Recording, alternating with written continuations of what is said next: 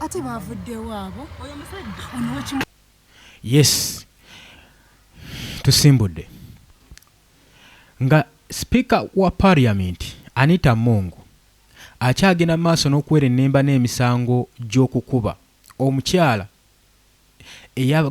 agambibwa nti ne yakubiddwa ba security guard aba speaker Anita Among. Ngenda kuba nga ndukuwa ng'oggyeko ekyo jjukira mu parliament agenda maaso n'okusikangana omuguwa ne Norbert Mao.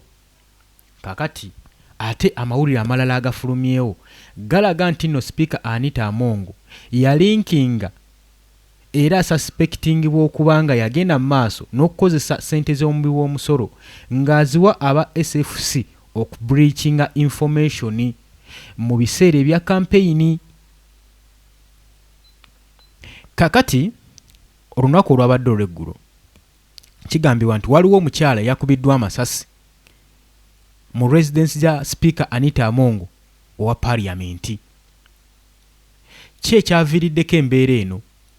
Kigambibwa nti omukyala ono yasangiddwa ng'ali mu area eza speaker Anita Among, kyokka ng'eno convoy ya speaker egenda mu maaso n'okuba ng'ejja.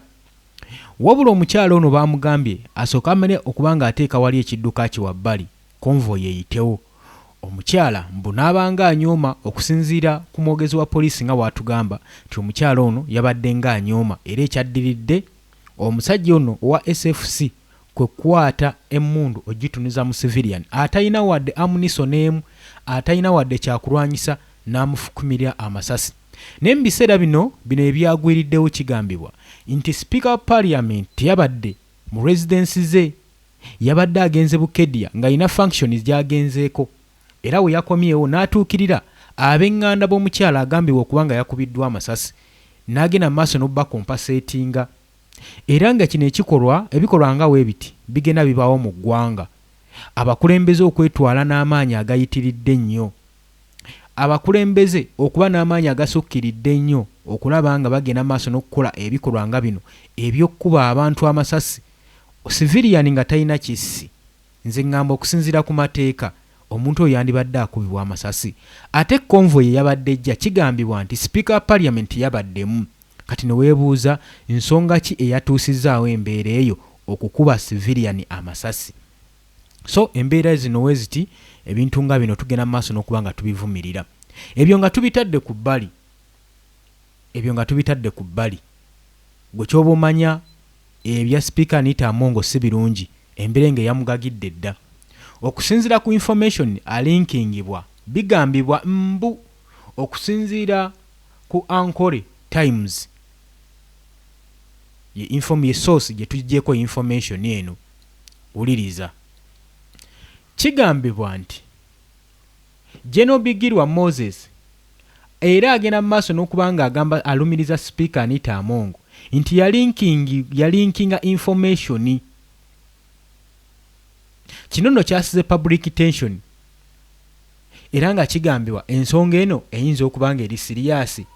General Bigirwa Moses agamba we yabadde asinziira ku mukutu gwe YouTube channel we yakiraimingidde ng'agamba speaker wa parliament Anita Among ayinza okuba yeenyigira mu effort okufuna sensitive information okuva mu members aba SFC aba Special Force Command mu biseera ebya campaign.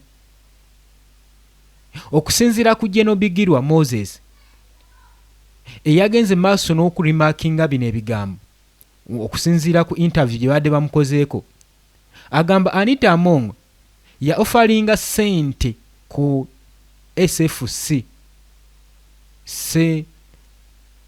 SFC officers nga zino nno za kumuyambako okweexchanginga information concerning meeting egenda maaso n'okubeera nga yeenyigiramu omukulembeze Yoweri Kaguta Museveni.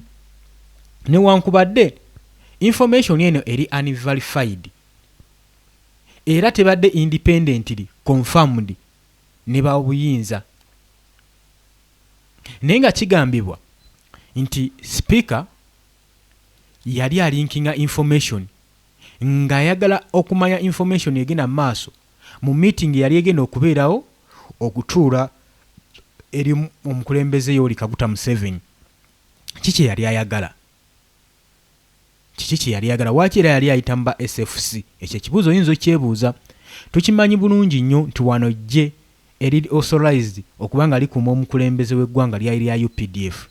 Naye olw'okuba mwami Yoweri Kaguta Museveni takyesiga muntu yenna yatondawo eggye eddala erimanyikiddwa nga erya Special Force Command SFC, era lino nga lye ligenda mu maaso n'okukuuma First Family oba obukulembeze mu ggwanga. Naye etteeka SFC eno tujjukira bulungi nnyo Parliament yateekawo etteeka ebbago lino n'egenda mu maaso n'oddicampaigning-ako. Badi campaigning olw'ensonga nti nga bagamba tetusobola kubeera with an army within army. Ngira bagamba SFC eggye lino lyandibadde livaawo lyonoona ssente za mubi bwa musolo olw'ensonga nti tetumanyi na bigendererwa byayo, tetumanyi bali kuluutingirwa batya, tetumanyi ani abali kuluutinga, tetumanyi ani abasasula, batrainingirawa. Nga bagamba nti ensi zonna ze tulabyemu an army within army, ensi ezo zigenze mu maaso n'okukyankalana. Kakati First Family saako ne ba cabinet ministers babadde bettanira nnyo eggye lino erya SFC. Bangi badde balikozesa n'emirimu egitali gyaliyo nga bagenda mu maaso n'okuba nga bali komandinga lisobole okugenda mu maaso n'okugumbulula abantu nga libakwata. Ogwo si mulimu gwammwe. Egyo emirimu girina kukolebwa Uganda Police. Kakati obuyinza obunaabeera nga bukwatibwa matankani, eggwanga ligenda kuba nga ligwa bubwi. Constitution w'eggwanga okuba nga tetumu addressinga properly, ekyo nakyo kigenda tuviirako okubanga eggwanga lyaffe tulitaputa bulala. Oli ku UG Update Civic osinzira obbanga otuwuliriza gwe mukwano gwange ali eyampuliriza. Abali mu diaspora mbatumiddeko nnyo mwebale kwekuumira ku UG Update CV. Kakati embeera eno newankubadde tewali evidence ekakasa nti Speaker wa Anita Amongo yali ayagala kufuna information eiza yali ayagala information ku meeting mukulembeze kumusinkana meeting yali agenzemu, ekyo kirina kubeera nga kiri confirmed eri abantu saako ne mu government, abo buyinza mu government saako ne mu security agencies tebannatubuulira, tebannabanga ba issuing formal statement confirming claims zino nti Speaker Parliament Anita Amongo yali agulirira owa SFC okusobola okufuna information eriikinga eri omukulembeze w'eggwanga. General Bigirwa ebigambo bye bibulwako credibility ne potential implications, naddala tebiri sensitive enough kubanga tebirinaako bujulizi, tebirinaako bibidefendinga kukakasa nti nno ddala Speaker Anita Amongo yafujjirira wa SFC omusimbi ng'ayagala linkingibwe ne information ekwatagana ku meeting omukulembeze Yoweri Museveni gye yali agenda okubeeramu. Kikulaga ki? Singa bibanga bituufu kikulaga ki? Kikulaga nti mwami Yoweri Kaguta Museveni administration ye ne ba cabinet ministers waliwo okukontana kwa maanyi nnyo, waliwo okusikangana omuguwa, bano bonna tebeesigangana. Kikulaga obuteesigangana mu cabinet eno ne mu administration eno.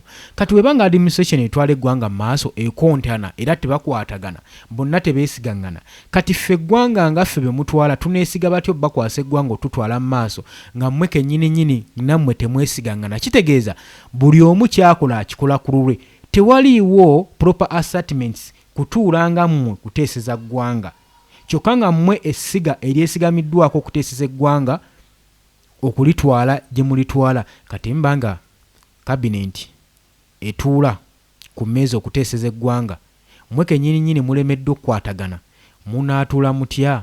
Muwaanisiganye ebirowoozo, muteeseganye ebiki ebiyinza okuyamba eggwanga n'eggwanga okulitwala mu maaso. Olw'obudde mugenda kunzikiriza olwaleero tukome wano, naye ng'oli ku UG Update Civic osinzidde obanga otuwuliriza.